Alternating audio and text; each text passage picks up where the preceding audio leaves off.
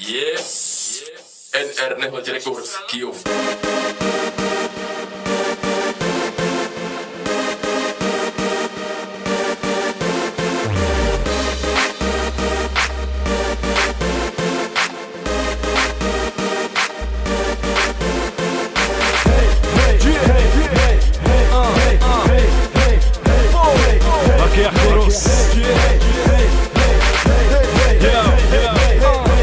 Nehledě Records. Yes,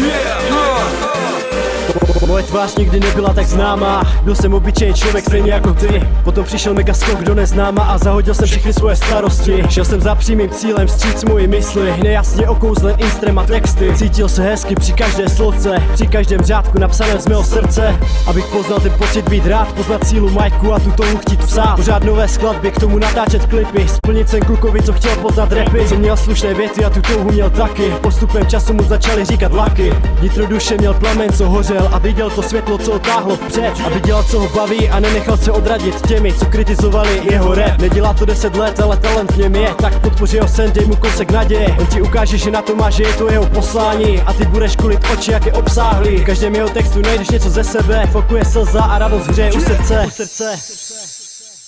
Kdo si ty, kdo jsem já, kdo je on? Ten, co vlastní hlas jako zvon a drží mikrofon. Tak mi řekni, kde se vzala ta síla. Vnitru sebe sama hledáme anděla. Člověka udělá to rozhodnutí od srdce, aby jsme pochopili, co je vlastně důležité. A co se žene hlavou mou zaslepenou. Ženu se krásnou tmou, co je přede mnou. Ještě si netroufám odhadnout, co tam na konci najdu. Pokračuju si cestou svou. Najdu svoji zem zaslíbenou a možná potkám i tebe, tak pojď se mnou. Otočím list, nová epizoda. 8 let je za mnou a pokračuju dál. Síla ve mně, co mě k nebi zvedá. Žene vítr do mých zad, abych se nevzdával.